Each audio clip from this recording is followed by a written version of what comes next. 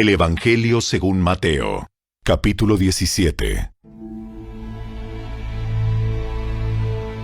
6 días después, Jesús tomó a Pedro y a los 2 hermanos, Santiago y Juan, y los llevó a una montaña alta para estar a solas. Mientras los hombres observaban, la apariencia de Jesús se transformó a tal punto que la cara le brillaba como el sol y su ropa se volvió tan blanca como la luz. De repente, aparecieron Moisés y Elías y comenzaron a conversar con Jesús. Pedro exclamó: Señor, es maravilloso que estemos aquí. Si deseas, haré 3 enramadas como recordatorios. Una para ti, una para Moisés y la otra para Elías. No había terminado de hablar cuando una nube brillante los cubrió, y desde la nube una voz dijo: Este es mi Hijo muy amado, quien me da gran gozo. Escúchenlo a él.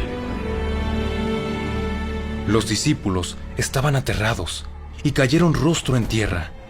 Entonces Jesús se les acercó y los tocó. Levántense, no tengan miedo. Cuando levantaron la vista, Moisés y Elías habían desaparecido y vieron solo a Jesús. Mientras descendían de la montaña, Jesús les ordenó: No le cuenten a nadie lo que han visto hasta que el Hijo del Hombre se haya levantado de los muertos. Luego sus discípulos le preguntaron: ¿Por qué los maestros de la ley religiosa insisten en que Elías debe regresar antes de que venga el Mesías? Es cierto que Elías viene primero, a fin de dejar todo preparado. Pero les digo, Elías ya vino, pero no fue reconocido, y ellos prefirieron maltratarlo. De la misma manera, también harán sufrir al Hijo del Hombre. Entonces los discípulos se dieron cuenta de que hablaba de Juan el Bautista. Al pie del monte les esperaba una gran multitud. Un hombre vino y se arrodilló delante de Jesús y le dijo: Señor, ten misericordia de mi hijo. Le dan ataques y sufre terriblemente. A menudo cae al fuego o al agua. Así que lo llevé a tus discípulos, pero no pudieron sanarlo. Jesús dijo: Gente corrupta y sin fe. ¿Hasta cuándo tendré que estar con ustedes?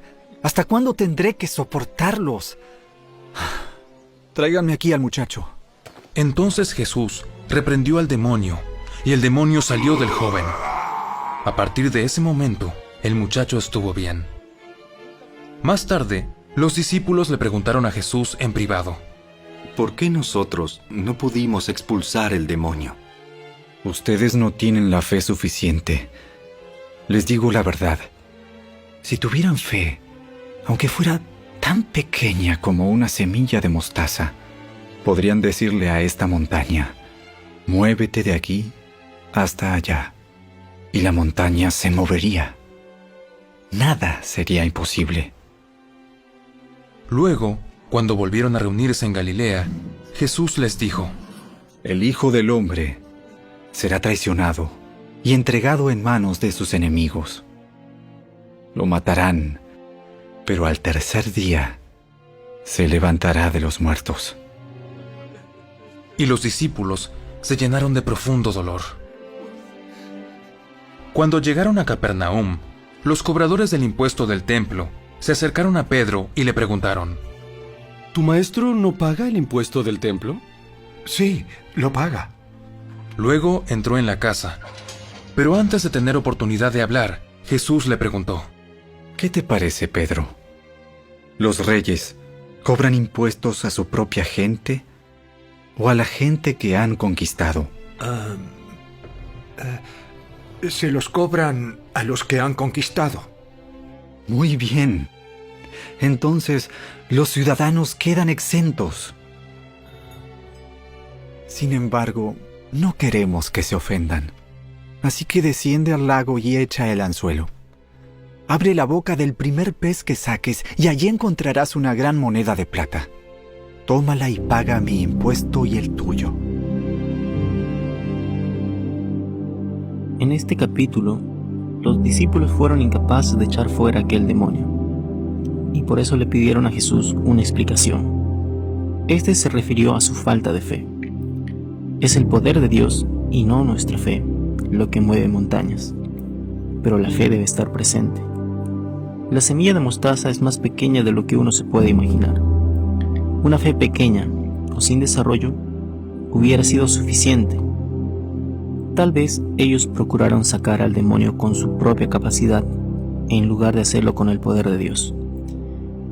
Hay un gran poder aún en esta pequeña fe cuando Dios está con nosotros. Si nos sentimos débiles o incapaces como cristianos, debiéramos examinar nuestra fe, asegurándonos de que no estamos confiando en nuestra propia capacidad para obtener resultados, sino en la de Dios. El Señor Jesús prescribió la oración y el ayuno como medios para unirnos a un poder más grande que todos estamos llamados a poseer. Y la Iglesia de Dios sería mucho más fuerte para luchar contra esta era maligna si acogiera más estos medios. La oración nos une al cielo. El ayuno nos separa de lo natural. La oración nos lleva a casa de banquetes de Dios. El ayuno nos libera de nuestro afecto por el alimento que perece. Cuando los creyentes llegan a los niveles más altos de vigor espiritual, entonces están en capacidad de echar fuera demonios por el Espíritu Santo, que obra en sus vidas. De otro modo, esos espíritus malignos se reirían con desdén. Pero a pesar de todo, siempre existirán dificultades como montañas que requieran la intervención y ayuda directa del Maestro. Permíteme recordarte que Jesucristo está vivo. Esta es una verdad muy sencilla, pero que necesitamos que se nos recuerde constantemente. A menudo estimamos el poder de la Iglesia mirando el poder de los pastores, de los líderes, pero su poder no radica en ellos, sino en el Espíritu Santo y en el Salvador que vive para siempre.